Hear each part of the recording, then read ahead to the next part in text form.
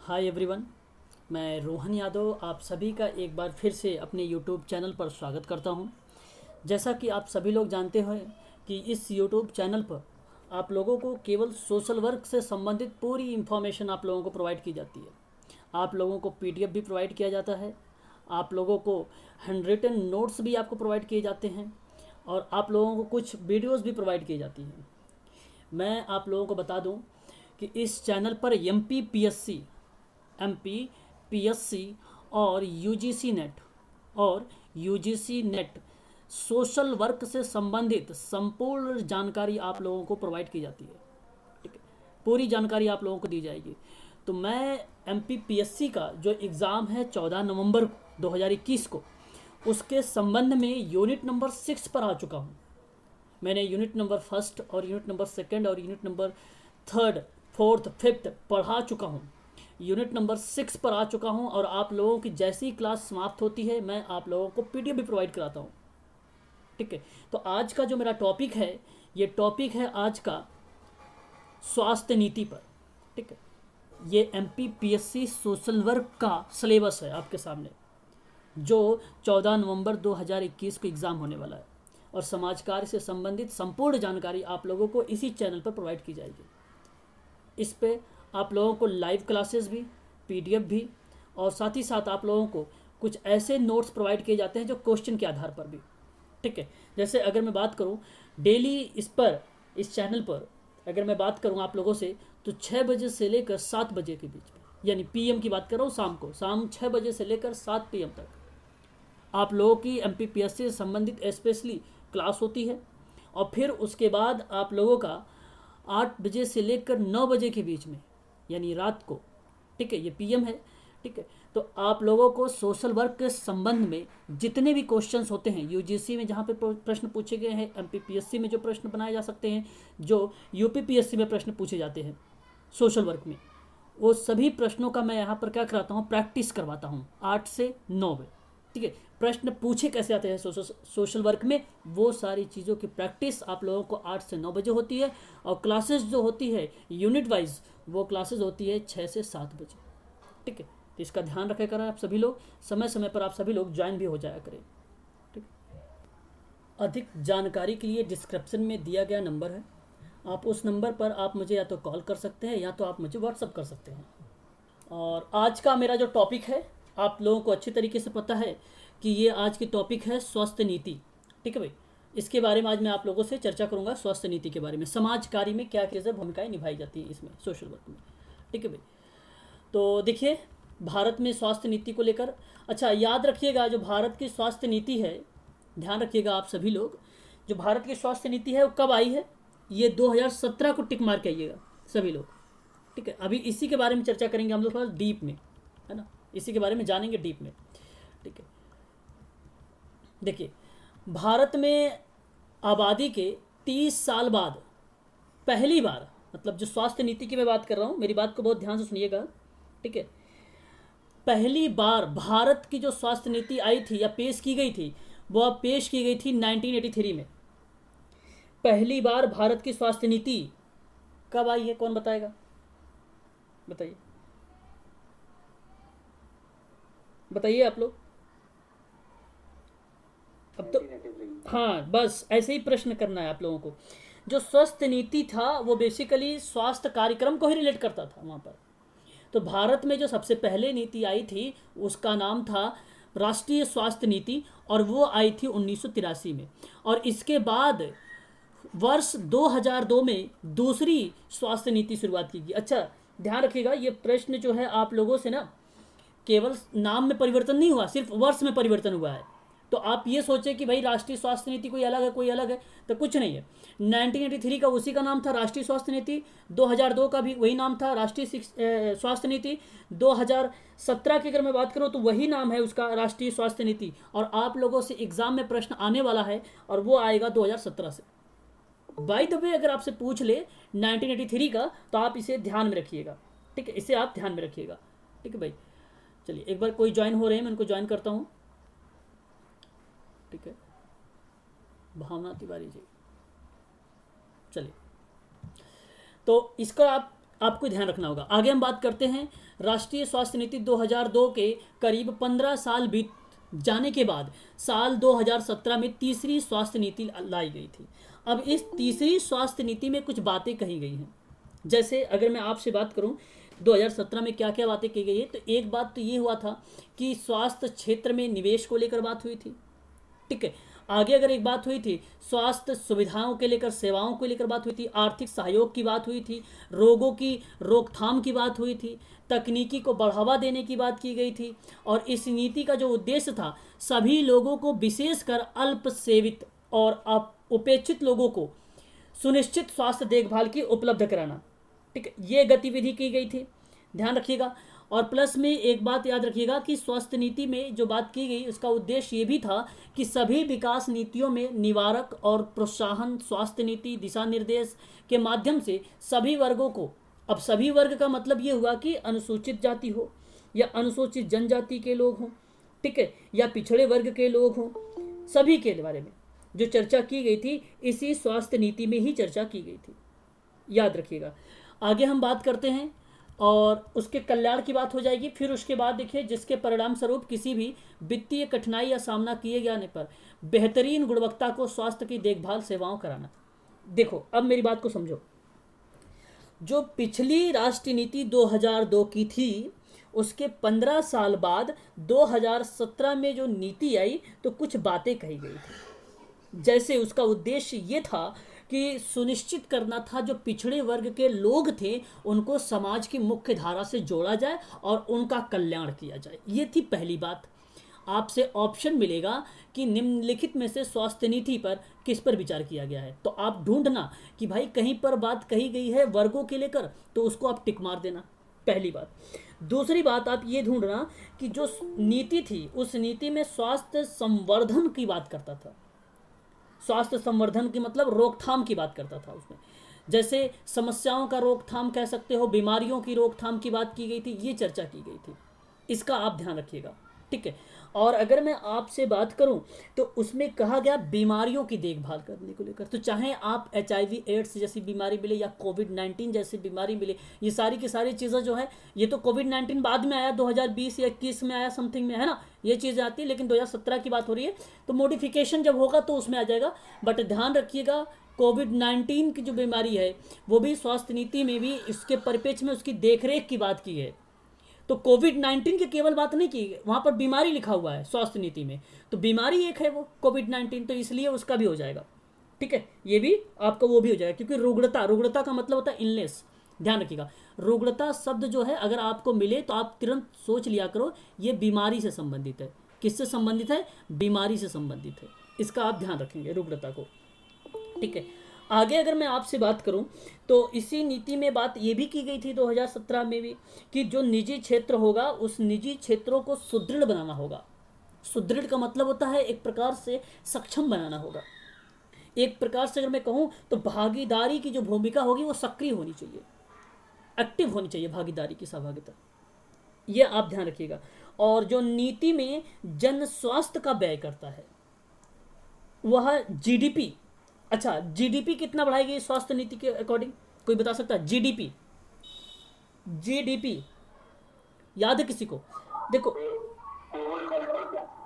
2.5 याद रखिएगा, 2.5 जो है GDP तक बढ़ाने का प्रस्ताव रखा गया है, ठीक है, स्वास्थ्य नीति पर व्यय करने को लेकर। व्यय का मतलब जानते हैं आप लोग क्या होता है? खर्च होता है, खर्च होता है 2.5 खर्च। ये चीजें आपको ध्यान रखनी होगी। प्रति हजार व्यक्तियों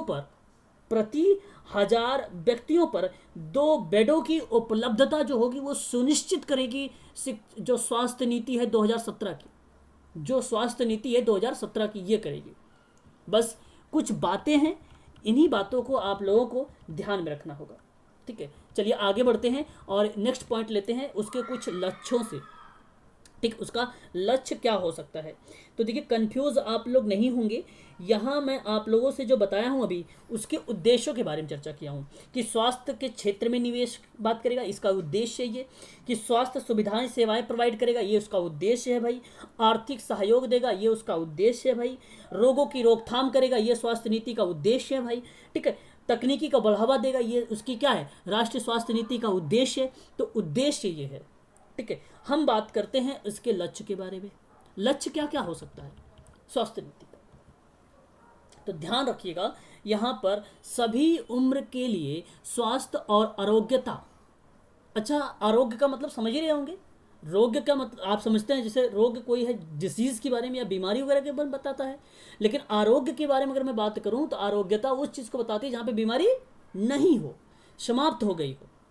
मतलब एक प्रकार से स्वस्थ रहने की बात कर रहा है आरोग्यता शब्द जो है। तो आरोग्यता के बेहतर संभावित स्तर को हासिल करने की बात करता है। मतलब अच्छा स्वास्थ्य हो सके, ये उसका लक्ष्य है। और ये लक्ष्य है राष्ट्रीय स्वास्थ्य नीति 2017 का। अच्छा, अब आप ये मत सोचिएगा कि सर 1983 का लक्ष्य क्या है। भाई यही लक्ष्य था, बस कुछ लक्ष्यों में धीरे धीरे धीरे धीरे परिवर्तन होता गया है, चेंजेस होते गए हैं। और आप लोगों से 1983 का नहीं पूछेगा, ना ही आपसे 2002 का पूछेगा, आपसे क्वेश्चन बनेगा 2017 का। एमपीपीएससी वाले बच्चों ध्यान रखिएगा इसको। गरीबों पर बीमारी किसी आर्थिक दबाव के उत्तम इलाज उपलब्ध कराना होगा। तो जो गरीब व्यक्ति होगा उसको अच्छा क्या मिल सके, इलाज मिल सके। और अच्छा इलाज मिलने के लिए जो आर्थिक दबाव है उसके पास, उससे उभारा जा सके। इस तरीके की क्रियाविधि क्योंकि सरकार 2.5 इस पे खुद जीडीपी खर्च कर रही है। ठीक है, और ध्यान रखिएगा यही जीडीपी की जो बात मैं कर रहा हूं आप लोगों से, ये 2025 तक जाएगी। और ये टोटल में है, याद रखिएगा ये टोटल में है, 2025 तक जाएगी जो। चलिए आगे बात करते हैं नेक्स्ट पॉइंट पर। और नेक्स्ट पॉइंट देखिए यहाँ पर। अच्छा देखिए यहाँ पर लिखा है, इंपॉर्टेंट पॉइंट लिखा हुआ है, ध्यान से सुनिए मेरी बात को। और यहाँ पर कह रहा है कि स्वास्थ्य पर किए गए या किए जाने वाले जो खर्च हैं उस खर्च को 2025 तक कुल सकल घरेलू उत्पाद का 2.5% तक करना होता है। ध्यान रखिएगा जो राष्ट्रीय स्वास्थ्य नीति 2017 का लक्ष्य बनाया गया है वह स्वास्थ्य पर, हेल्थ पर किए जाने वाले जो व्यय होगा, जो खर्च होगा वो 2025 तक होगा। लेकिन कुल टोटल पर क्या है, ये टोटल मतलब कुल सकल घरेलू उत्पाद की बात हो रही है। ठीक है, वो होगा आपका 2.5%। ये बहुत इंपॉर्टेंट है, ये डेटा जो है आपके सामने दिख रहा है 2.5%, ये बहुत इंपॉर्टेंट है, इसे जेहन में रखिए अपने। ठीक है, एग्जाम में प्रश्न बनाते हैं ये पॉइंट्स।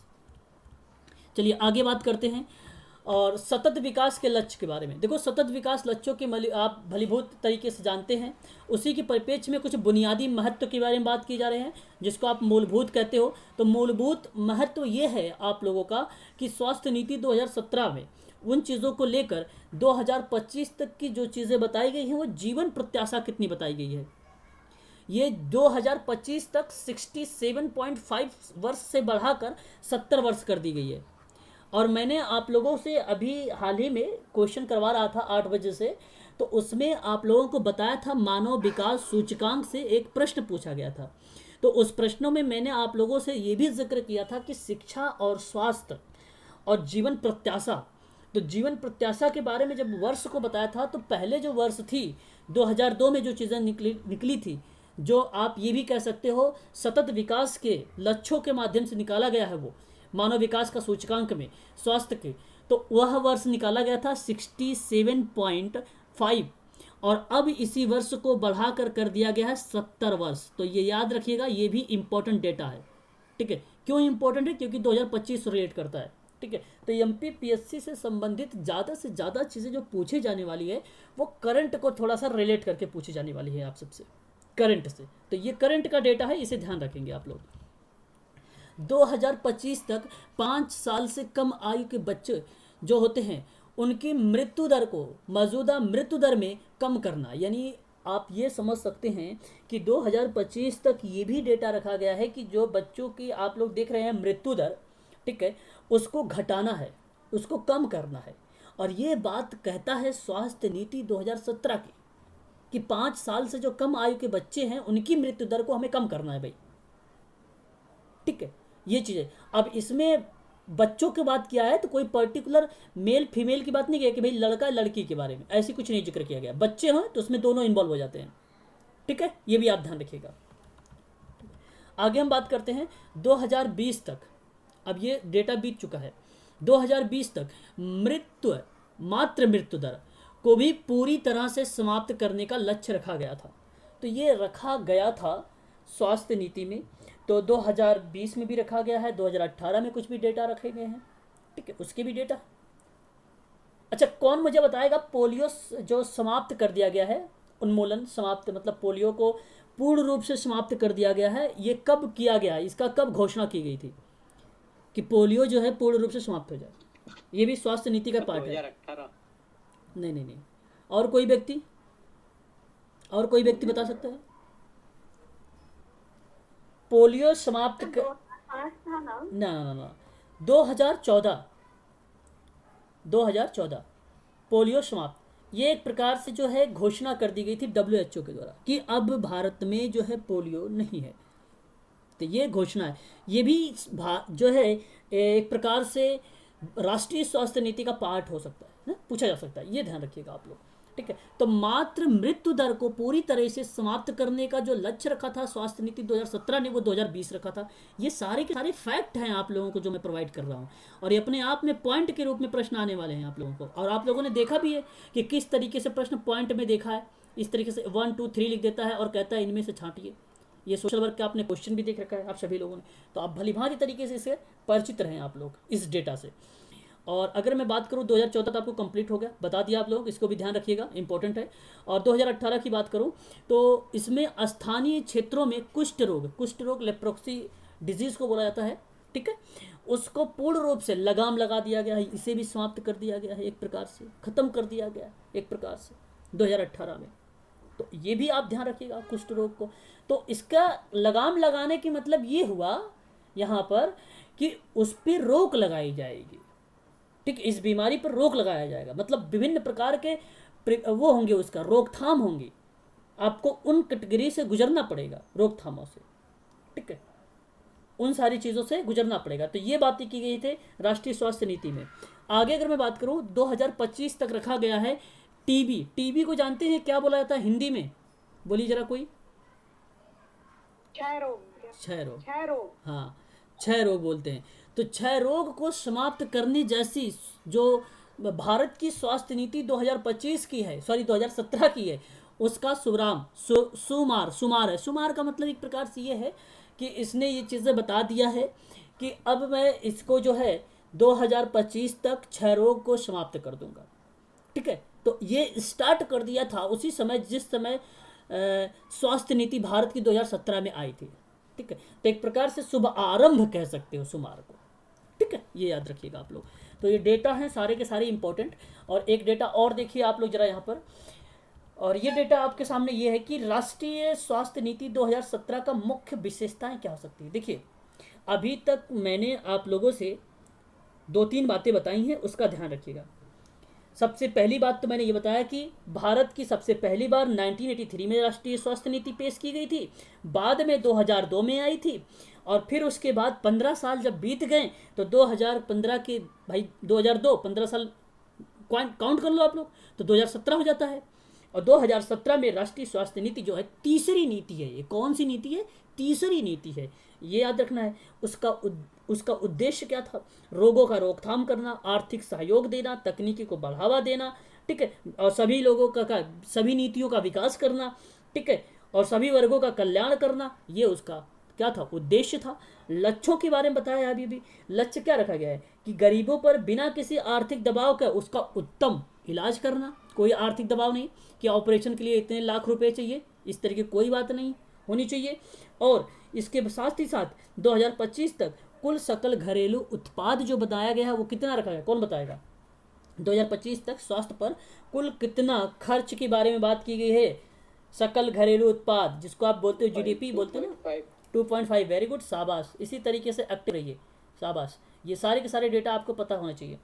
फिर उसके बाद अगर मैं आपसे कहूँ 2025 तक जो जीवन प्रत्याशा है, 2025 तक जो जीवन प्रत्याशा है उसको 6.5 से बढ़ाकर कितने कर दिया गया है, कितना कर दिया गया है?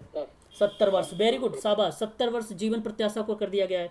और 2020 तक जो है मातृ मृत्यु दर को पूरी तरह से समाप्त कर दिया गया। 2014 तक क्या कर दिया गया? पल्स पोलियो को समाप्त कर दिया गया। 2018 तक स्थानीय क्षेत्रों में कुष्ठ रोग, जो स्थानीय क्षेत्र का कुष्ठ रोग है, लेप्रोसी बीमारी है, उसको एक प्रकार से क्या कर दिया गया? उस पर लगाम लगा दी गई है ना। एक प्रकार से लगाम लगाने का मतलब विभिन्न प्रकार के जागरूकता अभियान चल रहे हैं, विभिन्न प्रकार के रोकथाम के बारे में बताए जा रहे हैं, तो उसको समाप्त कर दिया गया। ये ध्यान रखिएगा। क्षय रोग, 2025 का क्षय रोग समाप्त करने के लिए 2025 तक किया गया है। कब तक रखा गया है? 2025 तक रखा गया है। और ये रखा कौन सी नीति है बताइए? क्या 1983 ने रखा है, 2002 ने रखा है, 2017 ने रखा है कि 2025 तक समाप्त कर दूंगा? 2017। वेरी गुड, शाबाश। इतनी बातें आप लोगों को ध्यान रखना है। ये चीज़ें, ये जो चीज़ें मैं बता रहा हूँ आपको प्रश्न के रूप में आने वाले हैं। मैं बार बार कहता हूँ और मैं आप लोगों को प्रूव करके भी दिखा देता हूँ, मैं प्रूव करके भी बता देता हूँ। देखो मैंने ये चर्चा की था, ये चीज़ें बोला था और ये प्रश्न आ जाता है, तो उसका आप खास कर ध्यान रखिएगा, है ना। चलिए आगे हम बात करते हैं इसकी विशेषताएं क्या हो सकती है। जैसे हर एक व्यक्ति की कोई ना कोई विशेषता होगी, हर एक कार्यक्रम नीति का कोई ना कोई विशेषता होती है, तो भाई इसकी भी विशेषता होगी। तो इसकी विशेषता क्या है? इसकी विशेषता ये है, कहता है कि राष्ट्रीय स्वास्थ्य नीति 2017 में सभी आयाम जो होंगे स्वास्थ्य के क्षेत्र में निवेश के संबंध में होंगे। स्वास्थ्य की देखभाल की काम करता है, ये सेवाओं का प्रबंधन का काम करता है, वित्त पोषण के काम करता है, क्षेत्रीय कार्रवाई के जरिए रोगों की रोकथाम करता है, अच्छे स्वास्थ्य को बढ़ावा देता है, चिकित्सा प्रौद्योगिकी की उपलब्ध कराता है, मानव संसाधन का विकास करता है और चिकित्सा बहुलवाद का मतलब होता है एक प्रकार से बहुता, अधिक से अधिक बोलते हैं हम इसको, बहुलवाद को प्रोत्साहित करना, मतलब अधिक से अधिक चिकित्सा को क्या करना है? प्रोत्साहित करना है। बेहतर स्वास्थ्य के लिए अपेक्षित ज्ञान के आधार को बनाना है हमें। फाइनेंस में संबंध में हमें सुरक्षा के संबंध में कुछ कार्य नीति बनानी होगी, कुछ कार्य नीति, ये सभी के सभी उसकी विशेषता है। सब के सब जो स्वास्थ्य नीति की है ये विशेषता है। और क्या बोलता है? कहता है स्वास्थ्य के विनिमय और उत्तरोत्तर आश्वासन के संबंध में स्वास्थ्य प्रणाली को हमें आकार का चयन करना है। इसी नीति के उद्देश्य से सभी लोगों का, विशेषकर अल्पसेवित या उपेक्षित लोगों को सुनिश्चित स्वास्थ्य देखभाल उपलब्ध कराना होता है। देखिए ये बोलता है ये कि जो राष्ट्रीय स्वास्थ्य नीति है 2019 की, भाई अपने आप में ये जानते हैं क्या विशेषता है? ये रोगों की रोकथाम करता है। पहली बात तो ये है आपके लिए। दूसरी बात ये है कि डॉक्टर जो लोग हैं जो चिकित्सा के फील्ड में हैं उनको बढ़ावा भी देता है। तीसरी बात ये है कि अगर कोई व्यक्ति गरीब व्यक्ति है, वो आर्थिक रूप से पीछे है या अभाव है उसमें या कमी है उसमें, तो वो भी एक प्रकार से उसकी मदद करती है ये स्वास्थ्य नीति। प्लस में अगर मैं आपसे बात करूं तो ये विशेष तरीके से अगर मैं बात करूं तो जागरूकता की भी बात करता है और क्षेत्रीय कार्रवाई भी करता है, क्षेत्र में काम करता है रोगों के आधार पर। जैसे आपने नाम सुना होगा कि फलाने क्षेत्र में भाई ये बीमारी चल रही है ना।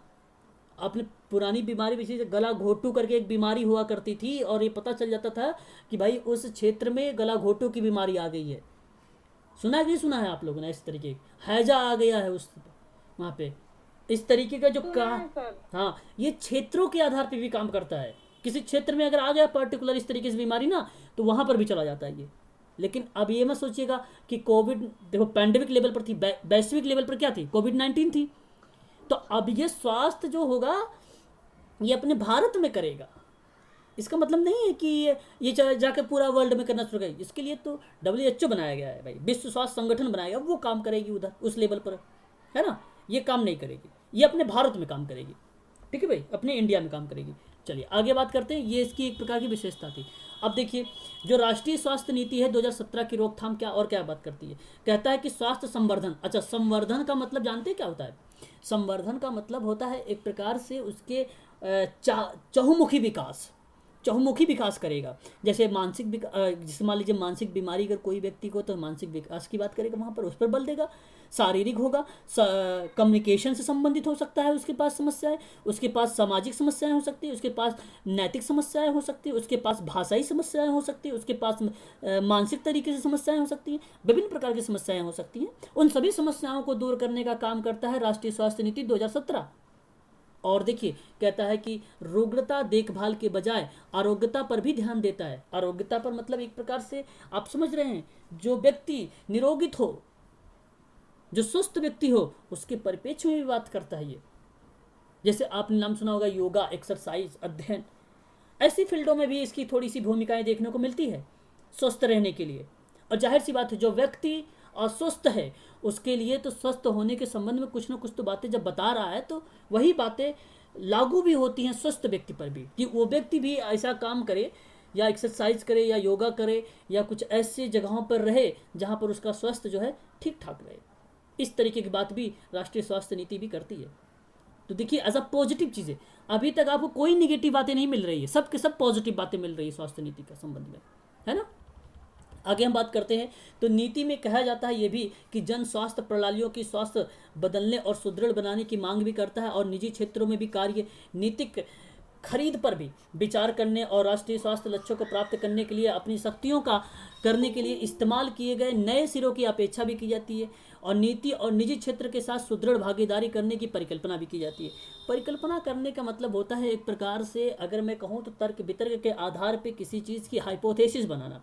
और हाइपोथेसिस जो यहाँ पर की जा रही है वो रिसर्च की पार्ट मानी जा रही है, मतलब खोज के माध्यम से उसको समस्याओं को खोजा जा रहा है, ढूंढा जा रहा है, और लोगों को जागरूक किया जा रहा है, लोगों को शक्तिशाली बनाने की कोशिश की जा रही है, आरोग्य होने की बात की जा रही है लोगों के बारे में। और ज़्यादा से ज़्यादा जो लोग हों इस नीति में, जो निजी क्षेत्र के लोग हैं, उन क्षेत्रों को सुदृढ़ बनाने की बात। सुदृढ़ का मतलब होता है सक्रिय, सुदृढ़ का क्या मतलब होता है? सक्रिय। सक्रिय का मतलब होता है एक्टिव, ठीक है भाई, एक्टिव होता है, उनको एक्टिव बनाने की बात करता है। इस तरीके की क्रियाविधि स्वास्थ्य नीति 2017 करती है, ये याद रखिएगा, इंपॉर्टेंट टॉपिक चल रही है सारी की सारी, है ना भाई। आगे बात कर लेते हैं एक और पॉइंट। ये देखिए, ये मैंने आपको बता दिया है कि 2017 में क्या है, स्वस्थ व्यय को यहाँ पे समबद्ध जो बनाया गया है ढंग से, जीडीपी जिसको आप बोलते हो सकल घरेलू उत्पाद, और 2.5%। ये बहुत इंपॉर्टेंट है, मैंने देखा है क्वेश्चन यहाँ से, है ना, मैंने देखा है, तो इसलिए आपको मैं बार बार इसी को बता रहा हूँ। चलिए आगे बात करता हूँ, एक और पॉइंट ले लेता हूँ दूसरी। और यहाँ पर देखिए स्वास्थ्य जो नीति है राष्ट्र की 2017 के प्रति 1000 की आबादी के लिए अस्पतालों में एक नहीं बल्कि 2 बिस्तर होने चाहिए। मैंने शायद अभी आप लोगों के इसके बारे में भी चर्चा किया है, 2 बेडों के बारे में, है ना, कि भाई कैसे इसका उद्देश्य यही है कि प्रति 1000 व्यक्तियों पर 2 बेड की उपलब्धता जो होगी वो सुनिश्चित करेगी, ये बात कही गई है इसमें। अगर इसके साथ साथ अगर मैं बात करूं आगे, तो यहाँ पर कहा जा रहा है कि आपात स्थिति में ज़रूरत पड़ने पर इसका लाभ भी उठाया जा सकता है, और इस नीति में वित्तीय सुरक्षा के माध्यम से सार्वजनिक अस्पतालों में निःशुल्क दवाएं, निःशुल्क निदान, निःशुल्क आपात और अनिवार्य स्वास्थ्य देखभाल सेवाएं जो है प्रोवाइड किया जाएगा। तो कुछ गतिविधियाँ हैं जो निःशुल्क की तरह रिप्रेजेंट कर देती हैं आपको, है ना। तो ये चीज़ें आप ध्यान रखिएगा। निःशुल्क मतलब होता है कि एक प्रकार से स्वास्थ्य रखने के लिए विभिन्न प्रकार से जो भी राष्ट्रीय स्वास्थ्य नीति के द्वारा चलाई जा रही है कार्यक्रम, वो निःशुल्क होंगे, ठीक है।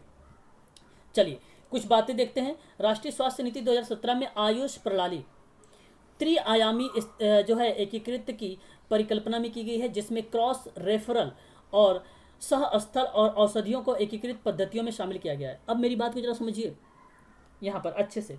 यहाँ पर जो स्वास्थ्य नीति है ना 2017 में एक आयुष प्रणाली है। अब आप लोग ये मत सोचिएगा कि आयुष कार्यक्रम नीति पार्ट उसी का है ये, लेकिन ये प्रणाली अलग है, त्रिआयामी एकीकृत।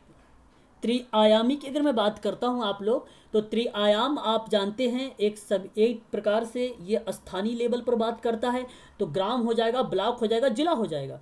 तो ऐसे स्तर पर एकीकरण करने की परिकल्पना देता है, और उसके साथ साथ कहता है क्रॉस रेफरल। क्रॉस रेफरल नाम सुना होगा आप लोगों ने, क्रॉस रेफरल बताइए जरा क्या होता है,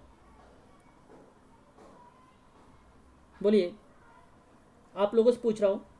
क्रॉस रेफरल, जी बोलिए क्या बोल रहे हैं आप? सर नहीं मालूम। ओके ओके ओके ओके, चलो कोई बात नहीं, नहीं पता मैं हूं। अब मैं आपको बताता हूं, देखो क्रॉस रेफरल क्या होता है, आप भली भांति तरीके से ये चीज़ तो एक बात समझ लीजिए अच्छे से कि यह आपका स्वास्थ्य से संबंधित होगा, ये तो पक्का आप समझिए, ये स्वास्थ्य से संबंधित होगा, यानी ये एक प्रकार का संकेत देगा क्रॉस सेक्शन। जो आपका क्रॉस रेफरल होगा वो आपका एक प्रकार से संकेत देगा। और ये जानते हैं किस प्रकार का संकेत देगा, मैं आपको बताता हूँ, समझिए। अगर मैं आपसे बात करूँ तो ये एक प्रकार से औपचारिक तरीके से भी देगा, एक अनौपचारिक तरीके से देगा। कहने का भाव कि अगर आप कहो कि परिवार के रूप में, तो परिवार जो होगा एक प्रकार से औपचारिक के रूप में भी आ जाएगा, एक अनौपचारिकता के रूप में बाजार भी आ जाएगा। तो यहाँ पे कंपनियों की बात हो या कोई एक्ट की बात हो जहाँ पे लोग मजदूरी कर रहे हैं या उसकी बात हो, उन सभी की जगह पर काम करता है क्रॉस रेफरल होता है। क्रॉस रेफरल का मतलब होता है एक प्रकार से कि संपूर्ण विकास की बात करता है और वहाँ पर सेवाओं को उपलब्ध कराने की बात करता है। और ऐसी क्रियाविधि को हम क्या बोलते हैं, क्रॉस रेफरल बोलते हैं। तो चाहे औपचारिक हो या अनौपचारिक हो, बाजारों की तरह जो सेवा करने वाली कंपनियां हैं उनके बीच में अपने ग्राहकों को संपर्क की जरूरी चीज़ों में या जानकारी चीज़ों में उसको एक प्रकार से सेवाएं उपलब्ध कराने के क्षेत्र में जो देखा जाता है उसे ही हम बोलते हैं क्रॉस रेफरल बोलते हैं। तो हर जगह आप सोच लीजिए, ठीक है, उससे आपको याद हो जाएगा क्रॉस रेफरल, इसका तात्पर्य यही होता है।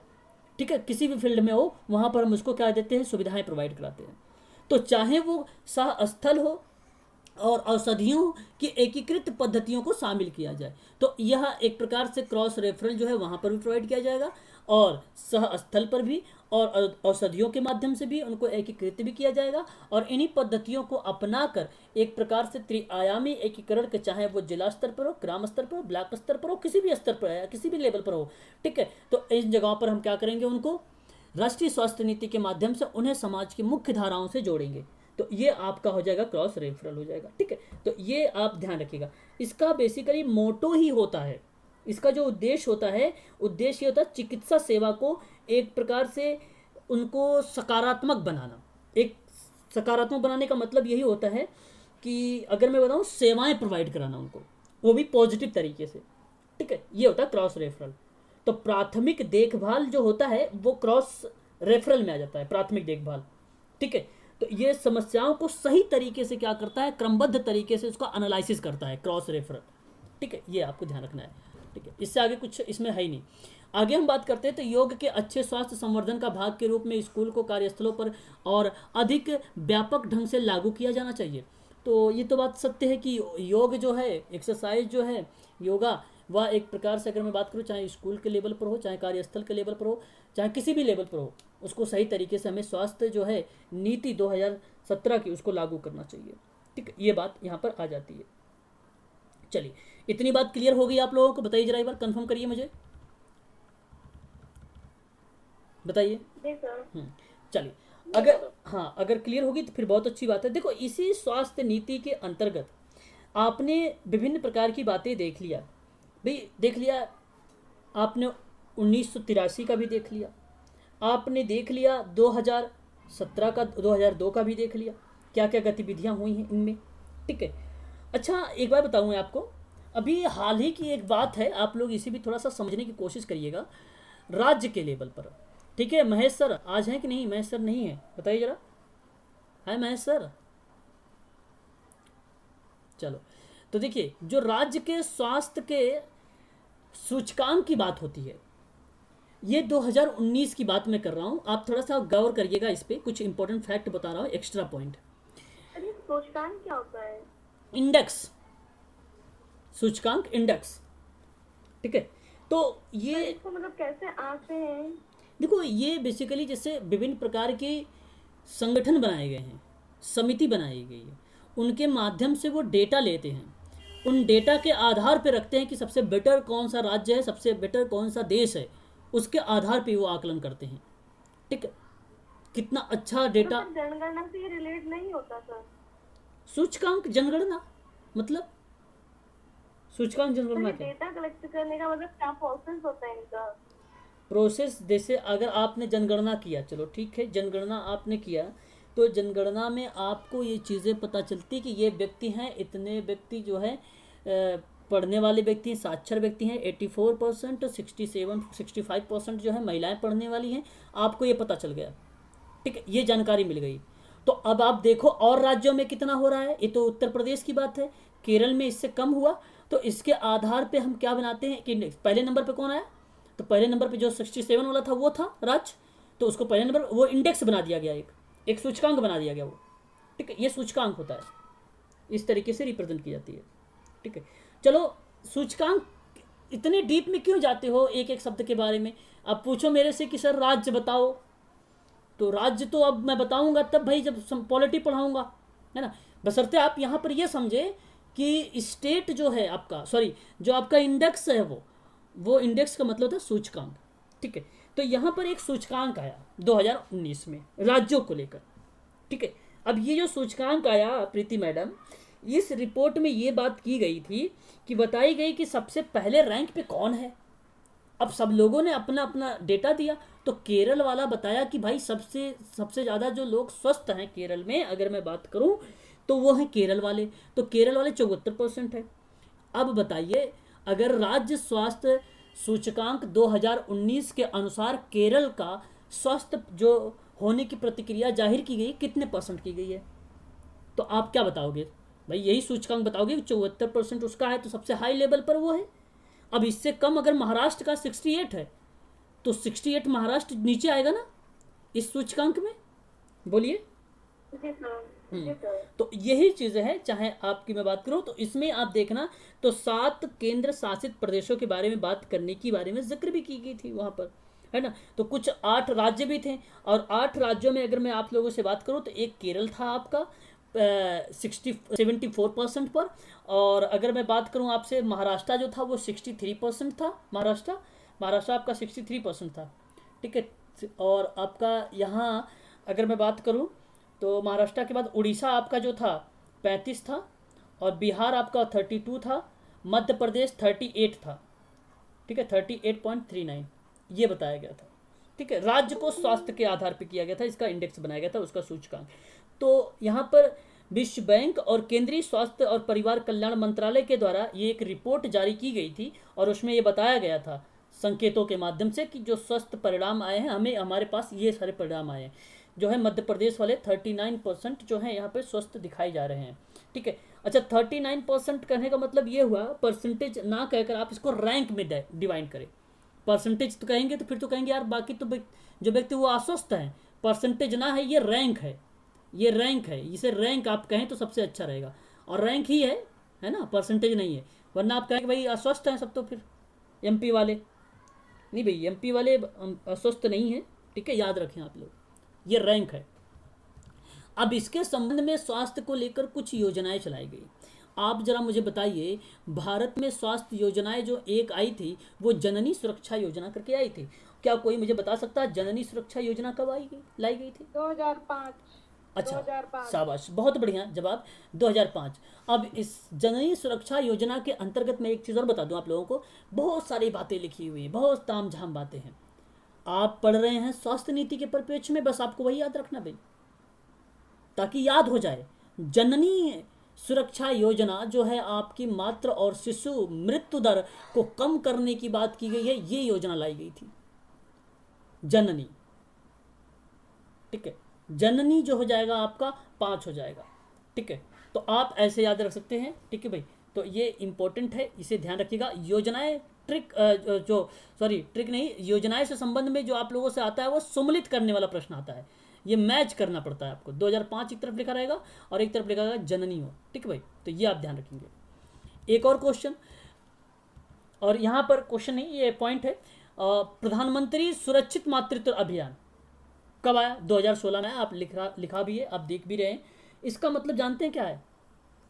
2016 में इस योजना में गर्भाशय के दौरान बच्चे को जन्म देते समय मातृत्व की मृत्यु दर और शिशु मृत्यु दर को कम करना था, और बच्चे के जन्म को रक्षित करना था। रक्षित मतलब सुरक्षित, सेफ, है ना, ये चीज़ें होती है। अब देखिए, गर्भावस्था के दौरान बच्चे को जन्म देते समय माता की मृत्यु दर और शिशु की मृत्यु दर को कम करना और बच्चे के जन्म को एक सुरक्षित प्रक्रिया बनाना, ये क्रियाविधि है प्रधानमंत्री सुरक्षित मातृत्व अभियान। चलिए, अब मुझे बताइए जरा, यहाँ पर मिशन इंद्रधनुष बताइए। 2014 में आया था ना सर ये? चलो बहुत बढ़िया जवाब, 2014 में। ये भी स्वास्थ्य नीति है। इसका क्या मतलब था? इसका मतलब ये था। सर इसमें जो भी बच्चों को टीके नहीं लगे हैं, हम्म जो बच्चों को टीके छूट गए हैं, बीसीजी जो जो जब से बच्चे पैदा होते हैं तब से जो माओं को टीका छूट गया है 9 महीने के दौरान, उनको उन टीकाओं को पूरा किया जाता था, वैक्सीनेशन पूरा किया जाता था। बिल्कुल सही जवाब। चाहे आपका टिटनस हो, चाहे हेपेटाइटिस बी हो, चाहे आपका पोलियो से संबंधित हो, खसरा से संबंधित हो, इन टीकों के बारे में बात की गई थी। बात सही बताया इन्होंने, ठीक है। अब जिन्हें टीके नहीं लगे हैं उन्हीं को यहाँ पर बात करवाती है आंशिक रूप से ये सारे के सारे टीके जो है लगवा सकते। इस तरीके का मिशन चलाया गया 2014 में। ये बात ध्यान रखिएगा, बस ऐसे समझिए, बाकी तो कुछ है ही नहीं इसमें, है ना। चलिए एक और बात करिए। पोषण अभियान है 2018 का है। अभी ये पीडीएफ आप लोगों को मैं प्रोवाइड कर दूंगा, है शायद पीडीएफ नहीं पहुंची ना आप लोगों के पास अभी इसकी? चलो नहीं पहुंची है, हाँ तो कोई बात नहीं। अगर नहीं पीडीएफ पहुंची अभी मैं आप लोगों को ये पीडीएफ जो है तुरंत प्रोवाइड कराऊंगा क्लास समाप्त होने के बाद, है ना। आप उसकी टेंशन ना लेंगे, ठीक है भाई। चलिए यहाँ पर मैं बात करता हूँ, और यहाँ देखिए आप पोषण अभियान कब आया? अच्छा ये 2018 लिखा गया। चलिए मुझे बताइए जरा, जिस तरीके से अभी गरिमा ने बताया है भाई कि इन मिशन इंद्रधनुष के बारे में, ऐसे ही यहाँ पे कोई बता सकता है मुझे, कोई भी व्यक्ति, क्या है ये पोषण अभियान? सर ये न्यूट्रिशन से संबंधित है, जिसमें बच्चे और कुपोषित महिलाएं होती है जी, उनको सर अच्छे न्यूट्रिशन के लिए गवर्नमेंट की ओर से कदम उठाए। वेरी गुड, शाबाश शाबाश, बहुत अच्छा, अच्छा लगा मुझे। तो याद रखना है ये बहुत बेटा।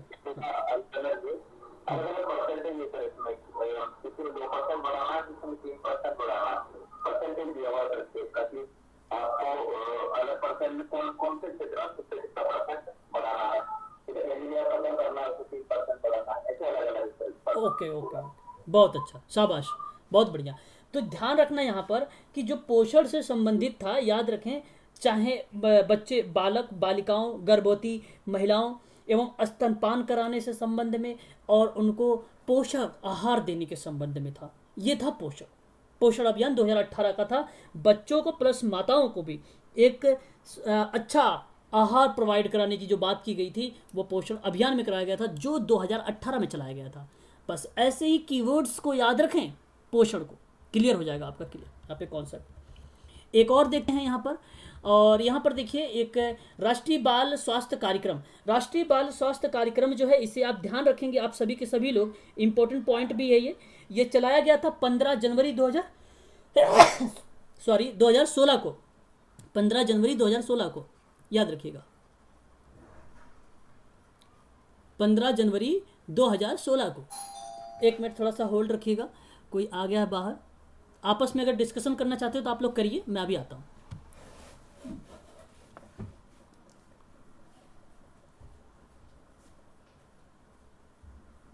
आप लोगों को ये चीज़ें ध्यान रखनी है, ठीक है, इंपॉर्टेंट है ये।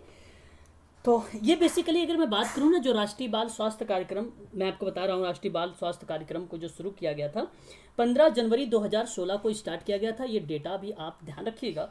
और इसमें सभी जो राज्य के सरकारी विद्यालय हैं और आंगनबाड़ी में जो बच्चों के लिए एक स्वास्थ्य परीक्षण का जो कार्य हुआ है, इसी में हुआ है, इसी में लाया गया था, ठीक है। और बेसिकली अगर मैं आपसे बात करूं तो इसमें विभिन्न प्रकार की क्रियाविधि भी की गई है, और ये जो प्राथमिक स्वास्थ्य केंद्र होता है उसके संबंध में ये चीज़ें जो है लाई गई थी, ठीक है।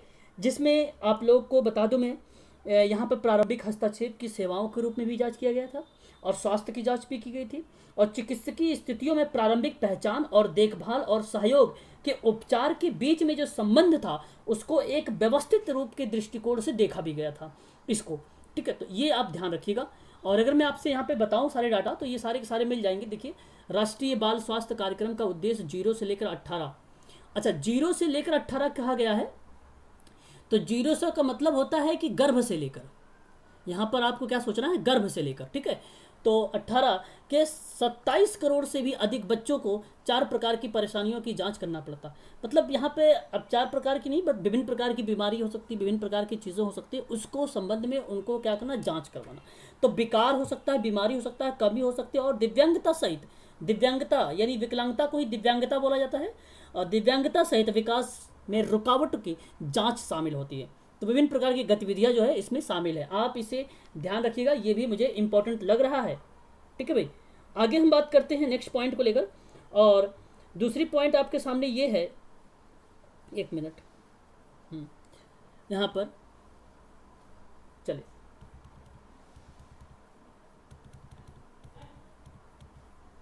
चलिए, बताइए जरा, प्रधानमंत्री मातृ वंदना योजना, जरा मुझे बताइए आप लोग। और इसी को अच्छा अगर एग्जाम में पूछा जाए ना आपसे, इस तरीके से पूछ लेता है, PMMVY करके पूछ लेता है, ठीक है, ऐसे करके पूछ लेता है। तो जरा मुझे बताइए, ये प्रधानमंत्री मातृत्व वंदना योजना कब शुरू की गई है? कोई बता चाहेगा? ना ना ना ना ना, प्रधानमंत्री के द्वारा ये 1 जनवरी 2017 को, 1 जनवरी 2017 को प्रधानमंत्री के द्वारा, ठीक है। तो इसमें बात ये हुआ करता था कि गर्भावस्था सहायता योजना जो है वो देश में सभी लोगों को दी जाए, और गर्भवती महिलाओं के अच्छे स्वास्थ्य और देखभाल के संबंध में ये प्रधानमंत्री मातृ वंदना योजना जो है लाया गया था। ठीक है, ये आप ध्यान रखिएगा इसी का। ठीक है, तो इसमें जैसे जो महिलाएं हैं वो अगर मान ली जॉब वगैरह करती हैं, कहीं पर नौकरी वगैरह करती है, तो उनके संबंध में इनको क्या करता है, सुरक्षित या सुरक्षा प्रदान करता है ये। ठीक है, ये भी बात आप ध्यान रखिएगा। उनको कुछ पैसे भी दिए जाते हैं। तो प्रसव पूर्व कम से कम जांच होने और गर्भावस्था के 6 माह बाद दूसरी किस्त उसको 2,000 रुपये, और बच्चे के जन्म पर पंजीकरण होने पर और बच्चे को प्रथम चक्र में टीकाकरण होने पर उस महिला को तीसरी किस्त में भी 2,000 रुपये दिए जाएंगे। ठीक है, तो 2,000 रुपये का जिक्र प्रधानमंत्री मातृ वंदना योजना में आई कब है, आप ध्यान रखिएगा, 1 जनवरी 2017 को आई है। और किससे संबंधित है? स्वास्थ्य और देखभाल से संबंधित है ये योजना। ठीक है, तो ये आप ध्यान रखिएगा। ठीक है, राष्ट्रीय मिशन योजना, जरा बताइए ये कब लाया गया भाई? स्वास्थ्य, बताइए जरा। 2005। राष्ट्रीय ग्रामीण स्वास्थ्य मिशन योजना 2005 में लाई गई। किसी ने बोला बहुत बढ़िया, ये आप ध्यान रखना है आप लोगों को।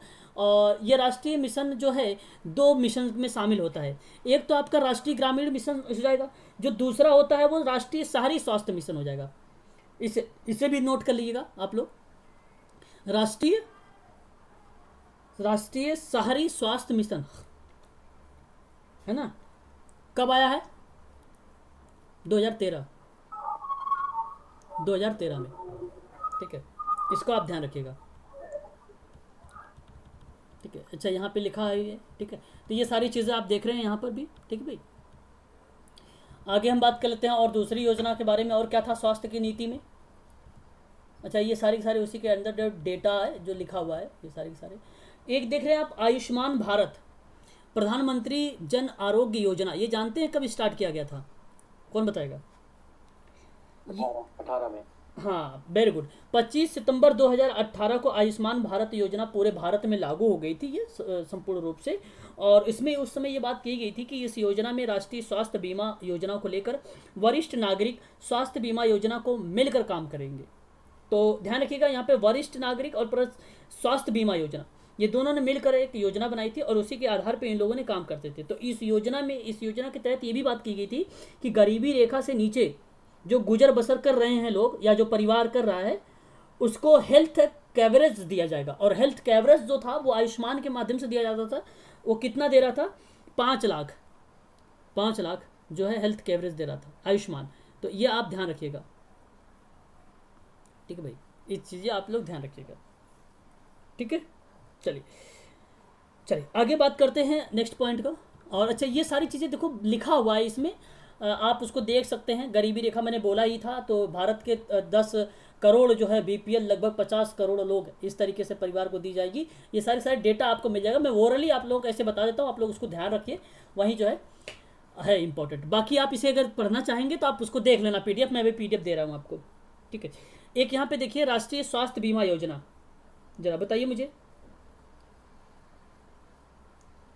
राष्ट्रीय स्वास्थ्य बीमा योजना 1 अप्रैल 2008 को स्टार्ट की गई। क्लियर है ये बात? और इसमें क्या बात थी? बताइए आप जरा। राष्ट्रीय स्वास्थ्य बीमा योजना बताइए।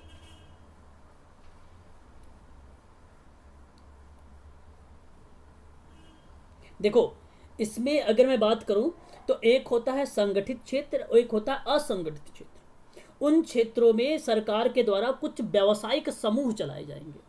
उन व्यावसायिक समूह के माध्यम से उन लोगों को सुरक्षा प्रदान की जाएगी। तो असंगठित क्षेत्र में जो भी कामगार लोग हैं उनको बड़ी जनसंख्या में उनको हमें क्या करना है, सुरक्षित करना है, बीमारी से उनको मुक्त करना है। ये है राष्ट्रीय स्वास्थ्य बीमा योजना, ये काम करता था। तो ये असंगठित क्षेत्र और कामगारों में काम करता था, ये याद रखना है आप लोगों को। ठीक है भाई, यह आपको ध्यान रखना है। और ये एजेंसियों में अब जो है विभिन्न प्रकार के काम भी करता है और उनके परिवारों को भी क्या करता है भाई, अच्छा स्वास्थ्य प्रोवाइड एक प्रकार से उनकी भी देखरेख करता है। ठीक है भाई, परिवारों के भी लोगों को, ठीक है, अस्पताल में जो भी खर्च हो रहे हैं या सामान्य बीमारियों की जो देखभाल हो रही है वो सारी की सारी गतिविधियां जो होती है राष्ट्रीय स्वास्थ्य बीमा योजना के अंतर्गत शामिल हो जाती हैं। सारी की सारी चीज़ें इसमें है ना, वो चीज़ें आ जाएंगी इसमें। देखो, स्वास्थ्य संकट की वजह, अब बताइए जरा, स्वास्थ्य खराब कैसे होता है भाई? बढ़ती जनसंख्या हो सकता है कि नहीं खराब? बताइए, हो सकता है हाँ या ना? बिल्कुल हो सकता है। Yes sir. जनसंख्या के कारण बीमारी, खाद्य समस्या, कुपोषण, प्रति व्यक्ति जो है निम्न आय या निर्धनता में वृद्धि, कीमतों में वृद्धि जैसी दिक्कतें जो है उभर कर सामने आने लगती है। तो एक प्रकार से ये समस्याएं हो सकती हैं, है ना भाई, ये चीज़ें हो सकती हैं। प्रदूषण तो भाई आप जानते होंगे, सबसे प्रदूषित जो क्षेत्र है वो कौन सा? अभी हाल ही में आया है, करंट अफेयर से क्वेश्चन समझो एक प्रकार से है, कौन सा सिटी को या कौन सा शहर को माना गया है? सर दिल्ली। वो तो राज्य हो जाएगा, दिल्ली नहीं, राज्य नहीं, मैंने शहर की बात किया है। शहर यूपी का गाजियाबाद, यूपी का गाजियाबाद है सबसे प्रदूषित क्षेत्र माना गया उसे, ध्यान रखिएगा, सबसे सर्वोच्च है ये। तो अगर अब प्रश्न आप लोगों से बनेगा यहाँ पे ना सबसे ज़्यादा प्रदूषण को लेकर, तो ध्यान रखिएगा, आप इसी को लगाइएगा, गाजियाबाद को ही सोचिएगा। State of global air report 2019 मुताबिक साल 2017 में वायु प्रदूषण के कारण होने वाली बीमारी 12 लाख भारतीयों की मौत हो गई है इससे संबंधित। तो एक प्रकार से ये भी एक प्रकार की समस्या हो सकती है स्वास्थ्य खराब होने का, WHO भी बताता है इसके बारे में, है ना, याद रखिएगा। अच्छा, आगे बात करते हैं नेक्स्ट, और क्या हो सकती है समस्याएं भाई? खाद्य सुरक्षा। अब यहाँ पर देखिए, ग्लोबल हंगर इंडेक्स 2018 के मुताबिक भारत में वैश्विक भूख जो है सूचकांक जो आया उसमें 119 देशों में से सूची में 103वें स्थान पर रहा है। वही ग्लोबल के बारे में बात करने वाला या खाद्य असुरक्षा की बात करने वाला, यह एक प्रकार का कारण बन सकता है स्वास्थ्य को लेकर। तो याद रखिएगा, ये रीजंस आपको सामने हैं, यहाँ पर देख सकते हैं, जो कि है ना, लगभग देखिए भारत में करीब 4 करोड़ 66 लाख यानी 66 लाख बच्चों जो हैं वो कुपोषित हैं ना, ये बात ध्यान रखिएगा। देखिए आपके सामने मिल रहा है ये सारे डेटा। डॉक्टरों की अस्पतालों में कमी, और ये तो आपको अच्छी तरीके से पता है, ये अभी हाल ही में चर्चा में भी चला है ना, एक बार चर्चा में भी चला था। तो ये भी एक प्रकार का कारण बन सकता है ना, रीजंस हो सकता है। ठीक है, चलिए, ये सारे मैं देखो पॉइंट पढ़ रहा हूँ, बहुत इजी पॉइंट है, बस समस्याएं बनेगा, इसके अंदर नहीं पूछेगा कि स्वास्थ्य को कम खर्च करने के लिए बताइए कितनी GDP होगी, कितना स्वास्थ्य सेवाओं खर्च किया जाना चाहिए, ये सारी कुछ बातें नहीं होगी। पूछेगा केवल ये कि स्वास्थ्य नीति 2017 के अनुसार जो बात की गई है बताइए जरा हमें कि कौन से कारण जो है महत्वपूर्ण है, कौन कौन से कारण उसमें आए हैं या देखे गए हैं, ये प्रश्न बनेगा। तो सर कम खर्च, जाहिर सी बात है कारण बन सकता है, ये आपका रीजन बन सकता है, कम खर्च करेंगे। अब बताइए जरा कितने 2017 में कितना GDP खर्च कर रही है व्यय, बताइए? 2.5। वेरी गुड, शाबाश, यही चीज़ ध्यान रखना है। और मेरी समझ से अभी कम ही है 2.5, है ना, कम है कि नहीं कम है, बताइए आप लोग? कम है। केंद्र और राज्य के संबंधों में तलखी का मतलब कौन बताएगा मुझे? तलखी, का सामंजस्य ना होना, कटुआपन का मतलब ये एक प्रकार से हुआ, जैसे अगर मैं बात करूं, जैसे एक प्रकार कड़ुआ होता नहीं, कड़ुआ, कटुता, बताइए जरा, केंद्र और राज्य के संबंध में अगर कटुता होगी तो होगा कि नहीं होगा? बताइए जरा एक बार। स्वभाव में उग्रता हो रही है ना, स्वभाव में उग्र हो रहे हैं ना लोग, तो तलखी होता है, इसको तलखी बोलते हैं। अब अगर एग्जाम में मिलेगा तो कंफ्यूज मत होना, बात यही है, लिख लीजिए। आगे बात करते हैं।